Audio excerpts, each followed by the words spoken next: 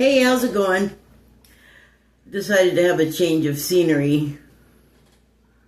Where I used to, originally, that's where I started doing my videos, was in here, my bathroom. So, I have some cards.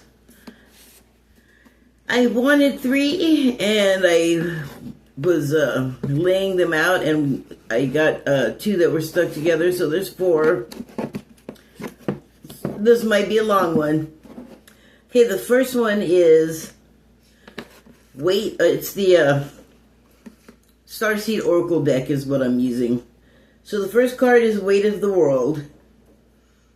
And I'm going to read from the booklet, so I'm not going to give the subtitles right now. But here is what the card looks like. So that person is very nearly submerged, and it looks like I'm not sure, like, is there a storm? Was there a storm? There's something happening with the air and the water that looks unsettled. But it is reminiscent of drowning, kind of, or it doesn't look that distressed, to be honest. Because really, when I hear Weight of the World, I think, this expression looks kind of blissed out. I would think that, like, when I think of the weight of the world on my neck or shoulders or whatever, that's not a Zen feeling, generally. So, well, let's consult the manual.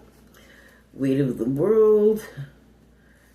I marked the pages ahead of time, so I'm not spending a year and a day looking for them. Okay, so here are the subtitles. Boundaries, let it go, it's not yours to carry. Well, yeah, because if it's the whole world's weight, you're not the whole world, you're you. Why do you think you have to do everything? Why do you have to make it all about you? You don't have to do it all. Cracking myself up, sorry. Okay. Oh, dang. Excuse me. Ow. There's a sink right there. Was this the next one? I think so. Pardon?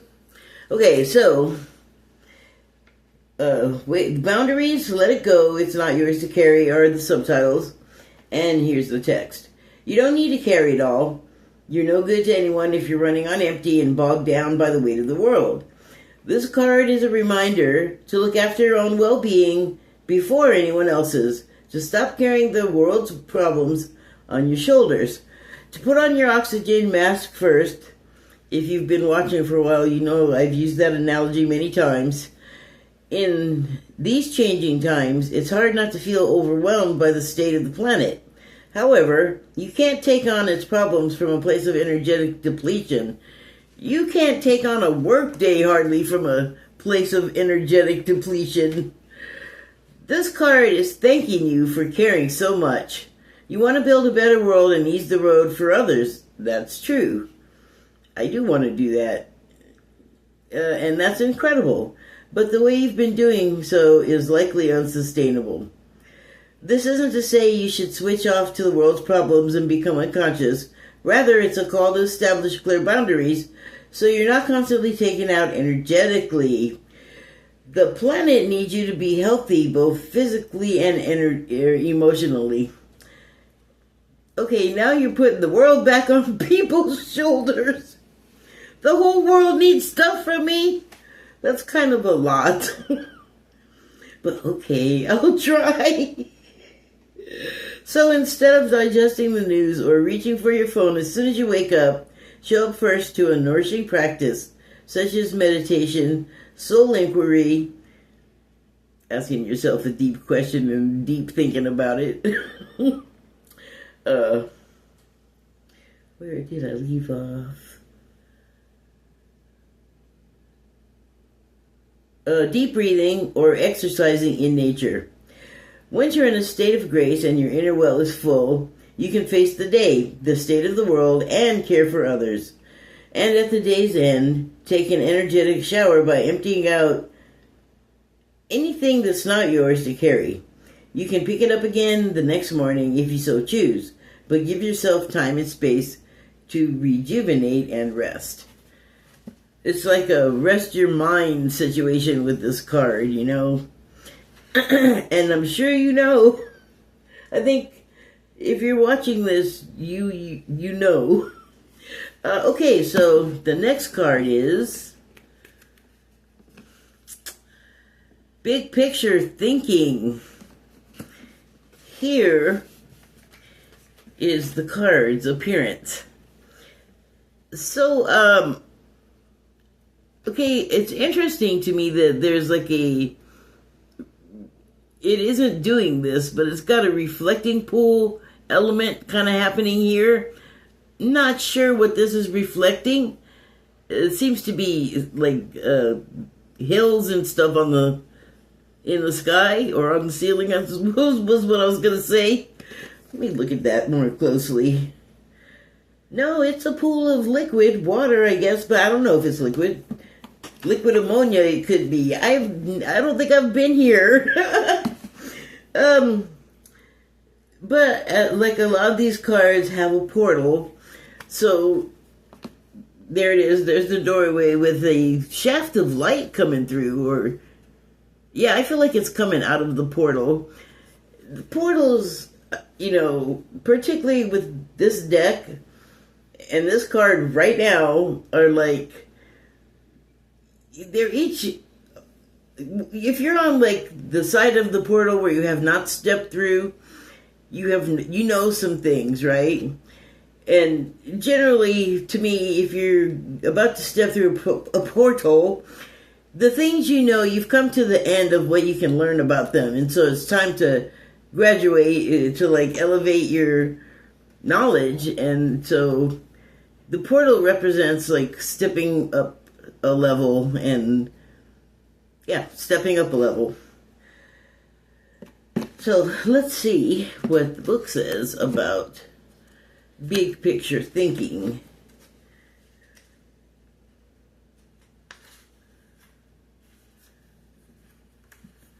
So the subtitles are Pleiades energy, visionary, inspired ideas. The Pleiadians are cosmic cousins. Every time I say that way, Pleiadians, I swear it does something. It makes something start vibrating, like kind of in my ears a little bit, but also in here. And if I repeat it a lot, like Buddhist chanting, it does it more intensely. It's very strange. I didn't realize, is that like a mantra? Like, what's happening there? I don't even know. Anyway, Pleiades energy, visionary, inspired ideas. The Pleiadians are our cosmic cousins. They're here to remind us that it's never too late to learn newer things and change the future. You're being called to be a visionary for the planet. To take a breath, shake off what you've been taught about the world, and hold a new vision for humanity. You're likely a natural big picture thinker, here to generate ideas for the future, here to birth a new age and dream a new world into being. The future will be woven by dream makers like you, by those with enough courage to question the way things have been and envision new possibilities for the planet.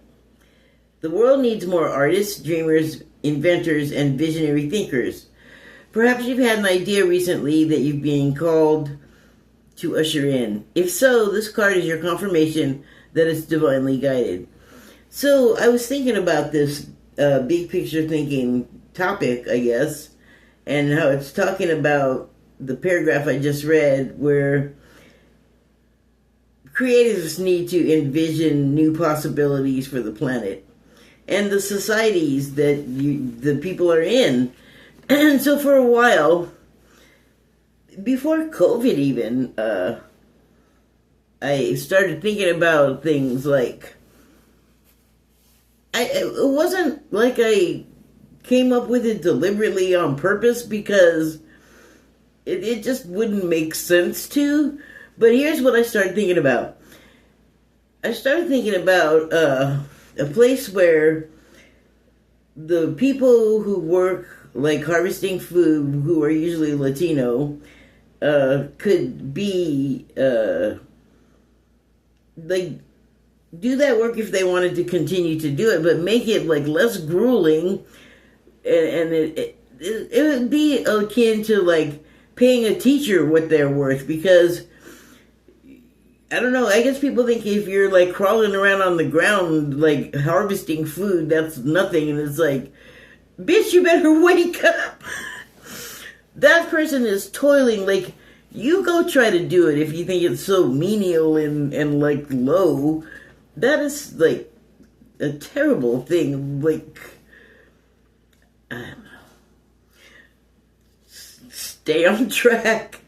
So what I was envisioning, I guess at the time there was some sort of immigration push, and it would have been ICE, because definitely ICE was in the conversation at the time, but it was still like, well, if it was ICE, it was ICE. But what came before ICE was immigration and customs. So ICE. But they didn't have to have the enforcement and like the whatever they got going on now. But it was problematic, and a lot of Latinos were having problems. And this is what's also weird, is that what I was thinking of is not like where a field would traditionally be. And I thought about why that was too, because when I started thinking about this, it was like 2015. So like a long time ago. And the thought is to bring the fields indoors for like either hydroponic or not, like just even still dirt. But in order to make it easier for these people that have worked so freaking hard, and there's hazards to being outdoors too, and so in an indoor covered, air conditioned controlled environment, it'd just be healthier for them to be able to work, and like whatever long hours, that's something that would have to be worked out another time, because I think what it kind of depends on is what you need to do on the plant's time. So hours, I think, are really fluid, but I'm just guessing. I don't know that for sure. But anyway, in a controlled environment, it can be any time of day in any type of weather, and so output is probably going to be better, because it's not going to be under attack by so many like pests and weather and drought or what have you. And so the facility for the growing would obviously have to be pretty huge, but indoors, and then like raised up off the ground so that people are not like hunchbacks and things, and on-site childcare and school and even housing if they want, like just like a village of these people, not like exclusively for them, like in the same structures you could have retail, and that could be like anybody's deal, but it would also be like a better sourcing thing for any area, like it's not like you could like do lobster. I don't know, maybe you could, I don't really know, but there's a lot you could do, especially produce-wise. Like, meat is pretty close if you wanted. Like, I don't know why you would import, like, chicken and beef if you have places that are near you that do it. Like, why? Oh, I guess, the people that want to profit want that, I'm just going to say, want that shit everywhere so they can just make the money. And no, like, it's just better for the consumer. Any consumer, including the consumer that owns the thing in question. It's better if it's fresher. Less, likelihood for disease or something, or other transport, atmosphere failure and stuff rots or trains flip, like whatever it is.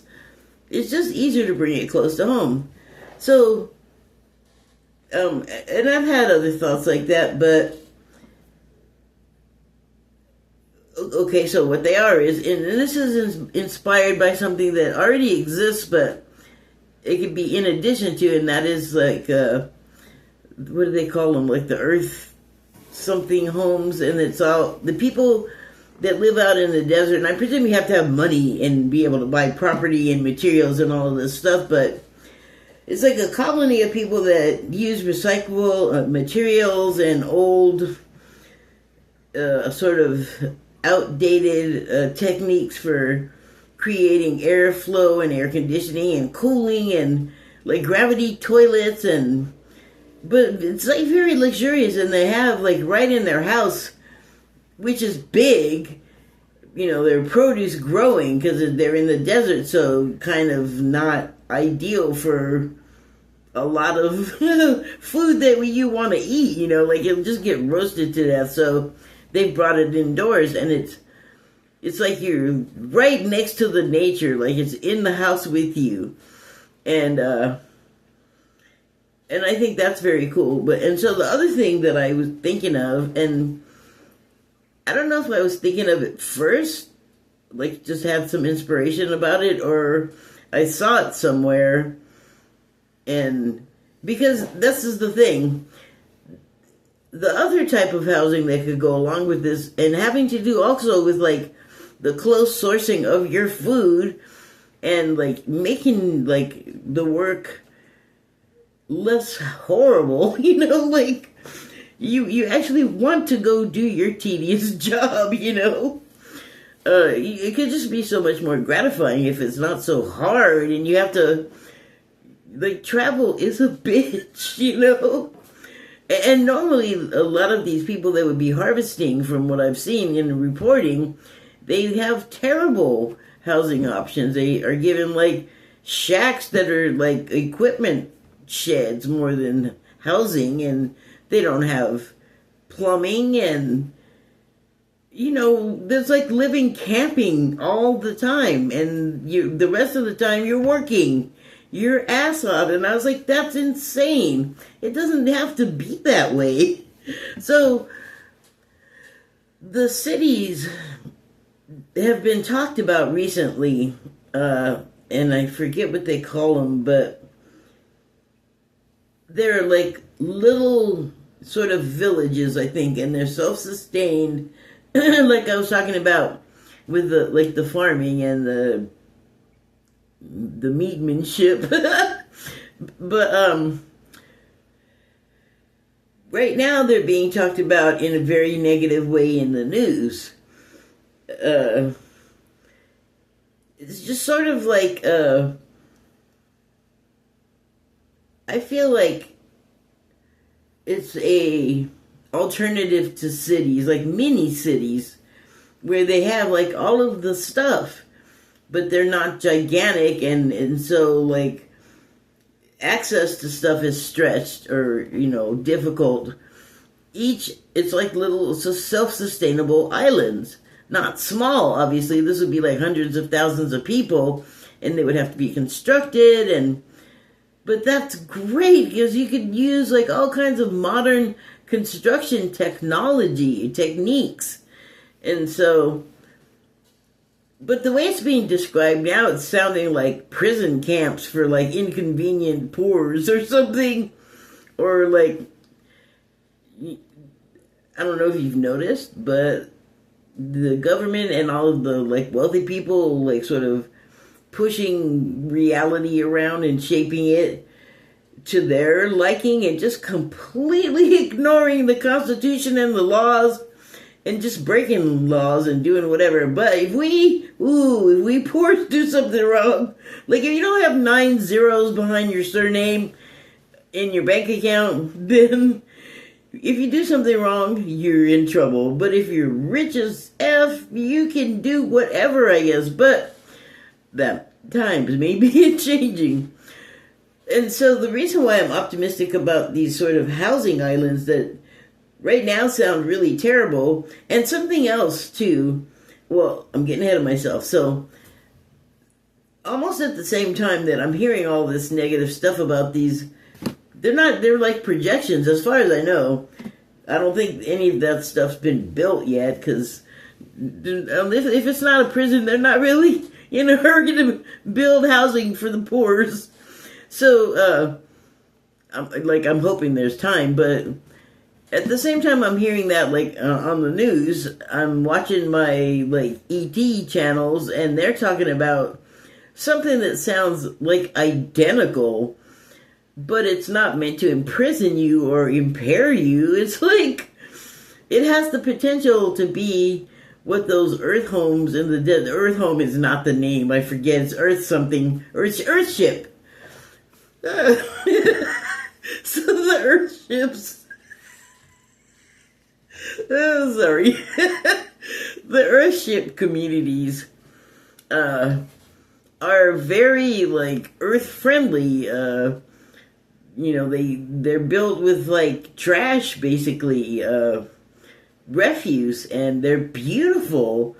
Their designers and the architects and the people that live there and the whole community. I think when someone new moves in, everybody contributes, everyone helps, because it is a major deal. You have to do things to the earth, just like a regular house. I mean, it is a house. It's slightly irregular. But alongside those cities, these other ones I'm talking about, similar deal, with populations very much integrated into each other's everything, living and eating, and I don't know how communal it is. I'm sure there's some of that nature, but everyone totally has their own home. So but I mean, it's like the Amish when they all come together and slap a barn up real quick. That is a good aesthetic, and I think we should move toward it. So anyway, what I'm trying to get to is that, yes, the ETs were talking about something that sounded very similar, except it didn't have the prison vibe, And it matches what I was thinking about, where it was healthy, self-sustaining, this is better than what we've had. This is what we want. More work and different, but things change, and you may not be ready, but too bad, because if it's going, it's gone. So yeah, big picture thinking. Yeah, I mean, we do have this time right now where, well, let me just move on with the cards. Okay, so the next one is, that's the last one. You come here. The next one is Messenger. And what do we got here? Well, we got an angel with a portal head, it looks like, and some sort of orbit halo, planetary orbit halo. There's a very glowing face and neck situation. Hold on, I don't have my indicator. Don't fall. It's gonna fall. Sit there for a second. God, you don't even want to, please? Thank you. So, I'm sorry, but are those not hands and arms and shoulders wearing a dress? A dress kind of situation. And then, I mean, no neck if that's the bright, bright, bright face. Where is this the head? It's very confusing. And there's that halo business I was talking about. Look at that.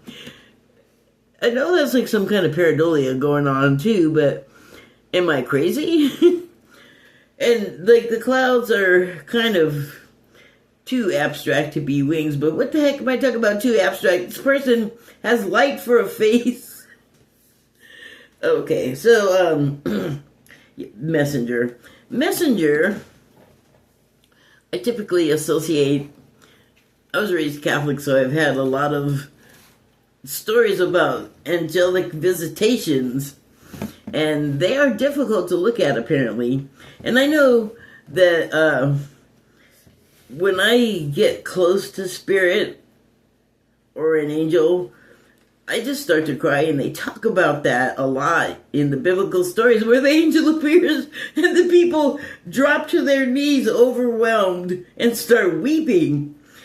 And the angel, the angel always says, "Oh, my child, don't fear. Have no fear. Where's your faith? Have faith." I'm just teasing. Okay, let's find Messenger and consult the manual. Let's see what we're talking about here. Okay, so the subtitles on Messenger are "Serious Energy, Bringing Harmony and Balance." Well, that is sure what we need.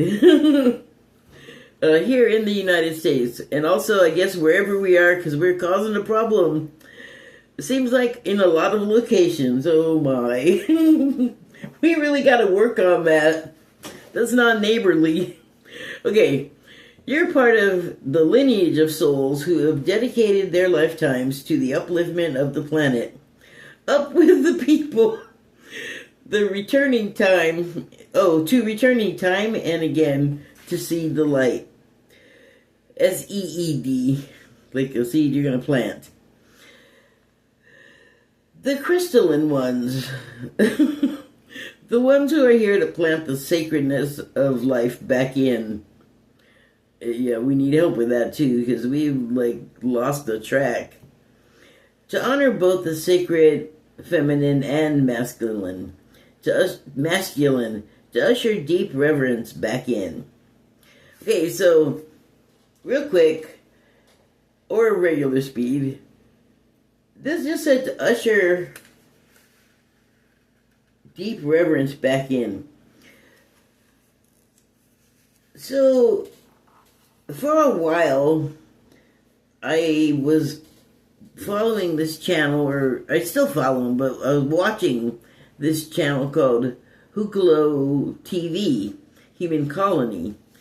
And there are a bunch of, psychics, I guess. Because a lot of people on there can just bust out with the light language. And I guess they channel as well, but they have a main channeler named Jim Charles. And he just seems like such a sweetheart, but he often channels the biblical figure Elijah. And so I just really click with what Elijah is saying.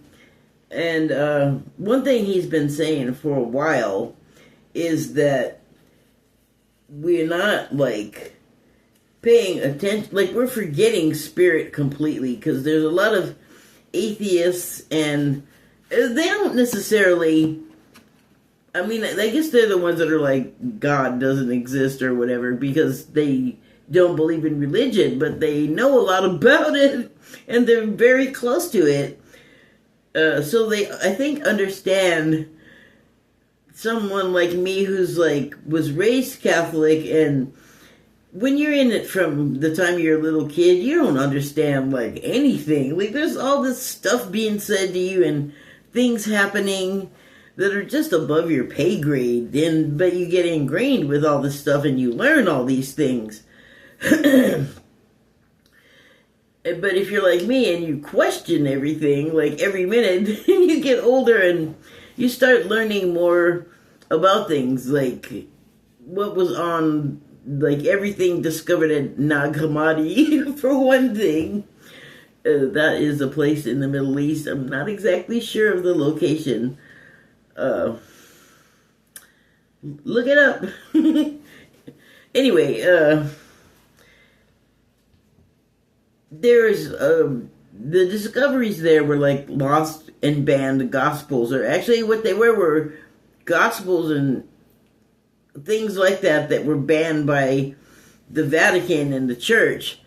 And then some priest or whoever, clergy figure, decided there's value to this, I'm gonna hide it and keep it for later, because a lot of these people also had sentient abilities, and so they, because of the stuff found in Nag Hammadi, knew a future was coming where all of this stuff would be appreciated. once it's known, still questioned all of this stuff, still banned. So, but I think things are changing enough now.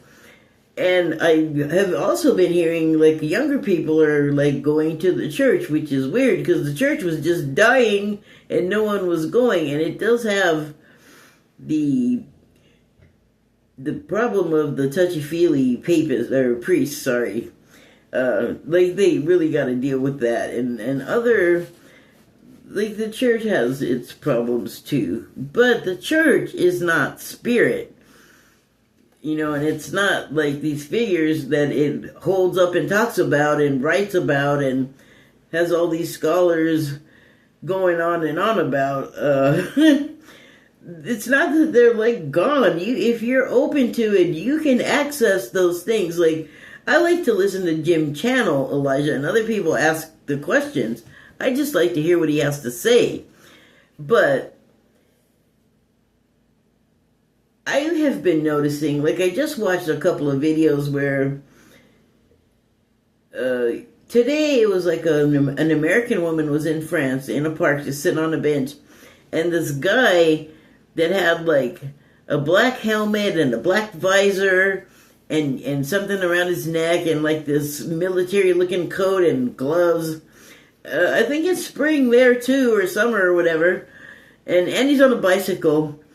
And he's following this woman around, and I guess she sat down on a bench or whatever, and he just parked like really close to her, was just facing right at her astride this bike, and just looming over her, and she was like, "Get away from me," or like, "What do you want?"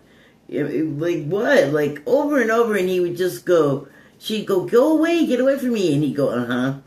And the narrator of the video pointed out his eyes did look kind of crazy. And then yesterday, I was watching Europeans like freaking out about American food and like, you know, Walmart and stuff. And this guy was in, I think, Atlanta, Georgia, and he was in a park. Oh, he was South African, that's right. Because the World Cup is here. That's why there are like Europeans. Just for context, in case it's not World Cup week when you see this, or however long it lasts, I don't know. Anyway, the South African guy is walking in the park in Atlanta, and he's like, "I see all these women walking alone." Like, I saw another guy, I don't know where he was from anymore, but he was like, "They walk around at night unaccompanied." Okay, so that's not the safest, actually, but we do it. But this guy is like, it's daytime. He's like, even in the daytime, it is not safe and they just have expensive purses and sunglasses and phones, and you can't walk outside with that stuff in South Africa. And I was like, are you freaking kidding me? That's insane. I'm going to have to look into that because I have some ideas about what the problems might be that cause that kind of thing. But anyway, that's disturbing. So it was not happening where these people were in America, but look, if you're American, you know there are plenty of times where people get robbed and messed with and molested and all kinds of stuff. But I guess it's as crazy as I was thinking it has gotten. I guess it's crazier elsewhere.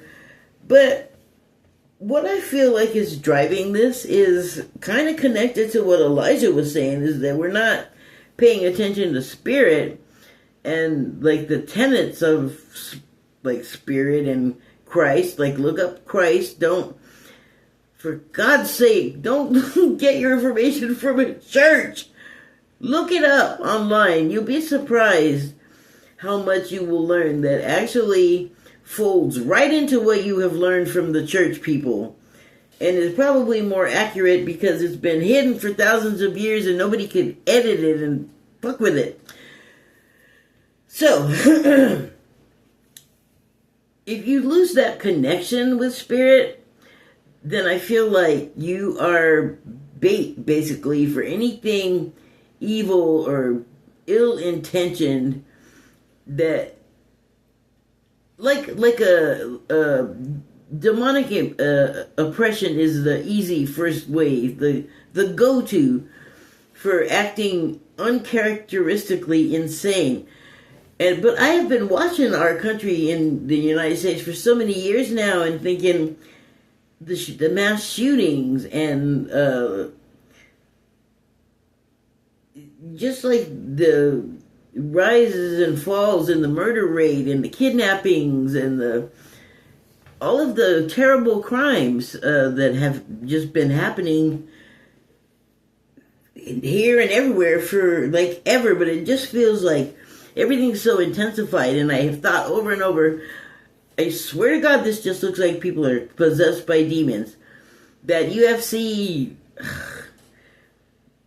spastastica on the White House the other day with the fighting on the lawn, and then the people so being drawn to watching people beat the crap out of each other and raising it up like it's this fine athleticism or something. Sorry, that's not what it feels like looking at it. I like athleticism, and I like watching fit men do martial arts or whatever, or have like fist fights in movies. I don't want to see it for real. I don't want to see a real guy getting his face punched into mush. That's gross. And what is wrong with you? Why do you want to see the human form get just destroyed? That just seems wrong to me. But that's just me. So yeah, I just can't help feeling like the two sort of are like the loss of paying attention to spirit. And paying attention to spirit is actually pretty fulfilling, and it's not all about praying to God, I need this and my life is so terrible. I like in the morning every day, like the other card was saying, I have to admit I've been forgetting to do it in the morning, but still at some point in the day I speak to spirit. And have you ever thought, of course it's there, like things that we can't explain happen, and it's not a science thing, and it can't be like debunked. What do you think that is? What do you think is the force that causes that to happen? What do you think is the force that, you're late and you got to get into a place for like a job interview, and it's very important that you are at this job interview and you can't see anywhere to park, and you're like, oh God, please help me have a parking space, and then one opens up. What do you think that is? What do you think it is when someone is like about to die in the hospital and they have a spontaneous healing and they're like magically cancer free and live like a long life after that? What do you think that is? Like, what do you think a coincidence is? Like, all of that stuff can be it's attributable to some form of spirit in your life helping you. Like, that's what that is. Sorry. And that ain't religion. Like, what I just said, I don't think any of that sounds like any kind of religion you ever had. So, that. So, to continue, many ascended masters are thought to be connected to the energy of Sirius.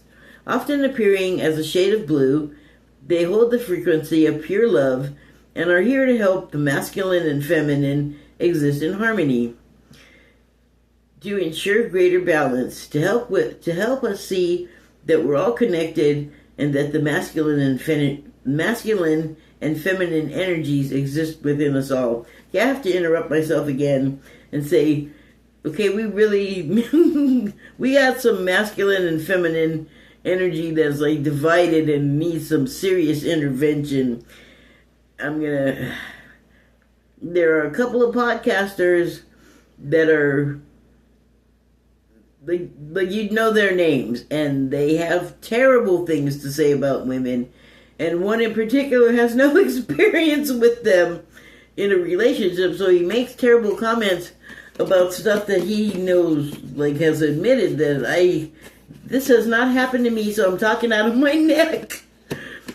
But the thing is, it's like, bro, you're not mad at women, you're mad at the woman part inside of you that you are like afraid of, ignoring. Like, I don't know what's going on inside of these incels, but Get mad at the women that you have that have never met you. That's a problem, bro. And it's your problem. It's a you problem. Like, you really got to take us on a case to case basis. Like, some of us are horrible. Maybe even the ways that, like, you guys are just dreaming up some crazy shit about us. But it could be a thing that's real. I don't know. I haven't lived every life. I don't know. But I think, again, the problem is not outside of you. It's not us. It's not outside of you at all. It's in you. You're unsettled. Every angry word, every hateful word you say, you think you're spitting it out at someone, but you're leaving a residue and an aftertaste that's going to slide right back down your throat and deep into your body and make you mean and bitter. So, just a thought. More thoughts about it. So, it's not easy, and it won't be easy for someone like that. Although, maybe it would, because they seem so wound up. It would be like the kind of thing where one little love gets into a crack and makes them, like, I see them, like, just falling apart in tears, because it's hard to maintain all that hate and anger, especially when it's all manufactured in you. Like, you're generating all this energy to to spew all this nastiness, and it's like the nastiness is literally coming from you. And that's the type of self-awareness exercise that you have to take with yourself. Like, you have to confront yourself with the most humiliating and the most ugly and the most scary things to work that stuff out, and to be vulnerable with yourself, which would be very, divine feminine within a person. So, yeah, okay.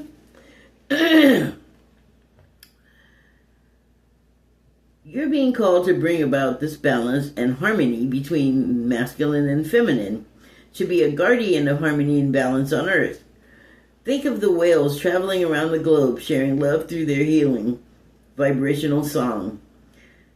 So, we talked about that a lot too, about the whales and their subaural, we can't hear them consciously.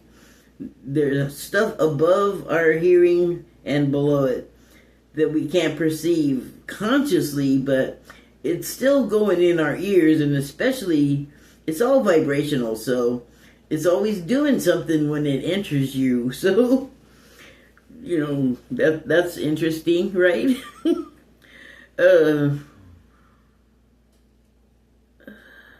You're being called to bring about this balance and harmony between the masculine and feminine, to be a guardian of harmony and balance on Earth. Think of the whales traveling around the globe, sharing love through their healing vibrational song. Their unique notes send balance and harmony to every corner of the planet.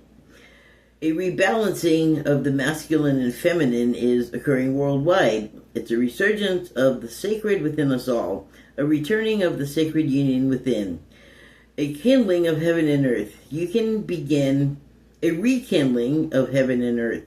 You can begin to bring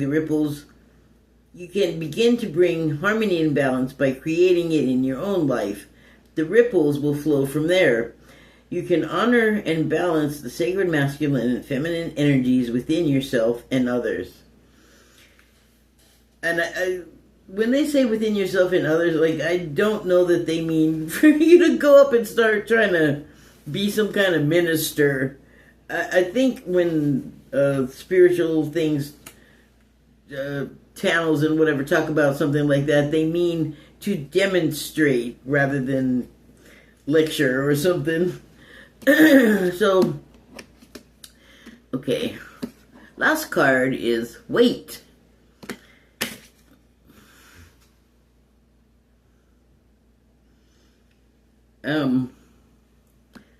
Okay, space is weird. I don't know, what kind of axis is happening there. But this is the card right way up, so I mean, I guess I just really want to consider this posture. She's in space. She's in her night clothes, so she's dreaming. But why? I don't know. Although, you know, when you're watching one of these shows, sci-fi shows, and they're in space, you can like walk on the ceiling. In fact, I'm thinking of Enterprise, the Star Trek show with Bakula, and Scott Bakula's the Captain Archer, and there's an enemy on that arc on that show, and it's called the Xindi. Is that the ones I'm thinking of? But they are like, they can bend their bone. They're shapeshifters, and they're like chameleons too. So they're like really creepy, and they can do like, you know, like body contortion, the actor, and then they have them like crawling on the ceiling and stuff, and so it looks, you know how television can do. They can make it look pretty normal for some dude to be crawling up the wall way up there. And that's what this makes me think of. I don't know what kind of protection she's in, but she's got them wall crawling skills. Okay, so that is not the place. Where is it? Here it is. Wait, here's the subtitles. It's not yet time. Wait. Things are being woven. Wait till that's done. Don't be impatient. Please tell me that again, because it's really hard getting it to sink in. I know it's virtuous to be patient, but I guess I'm just a heathen with no values because I'm so impatient. Okay, here we go. In our fast, loud, reactive, comparative world, where an instant response is so often expected and at times even a currency, it can feel almost impossible to take a breath, let alone give ourselves the space to rest, wait, and reset.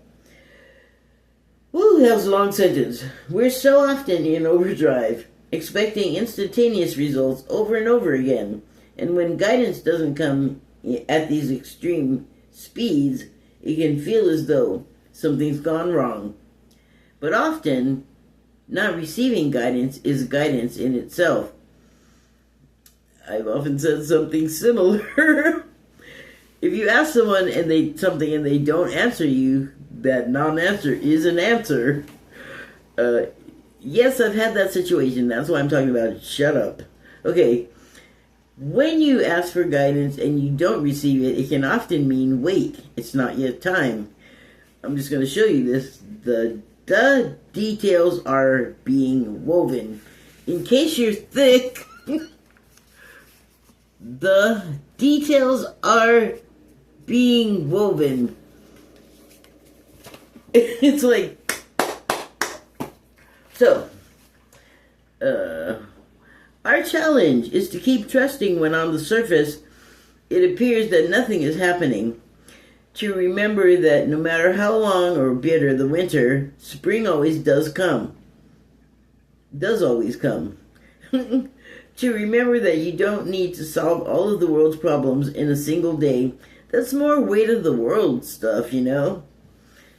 It's not all about you. Only your life is all about you. And I know this sounds crazy because a lot of people love to have something to say to a stranger about how they're living and how the stranger feels it can be improved or something. It's like nobody asked you for your input though. See, like this would be a nice thing for you to say if I had asked for your opinion, and often you just get it. Whether you like it or not. And that has got to go. That whole whether you like it or not, that's got to get the hell out of here. That has no place in the world. Our challenge is to keep trusting when on the surface it appears nothing is happening. To remember that no matter how long or bitter the winter, spring does always come. To remember that you don't need to solve all the world's problems in a single day, and that perhaps they'll be better solved with some perspective and a good night's sleep. This card is your permission to slip, slow down, switch off, I don't know if you want to slip, because that has a kind of negative meaning in certain circles, in recovery circles. Wink. To slip, to slow down, switch off, and rest. You're being reminded to have patience and trust the mystery of life. To trust that things are being woven on your behalf. It may not be happening to the timeline you'd like, but if you gather up the patience, it will be orchestrated better than you can ever imagine. And I think that's true.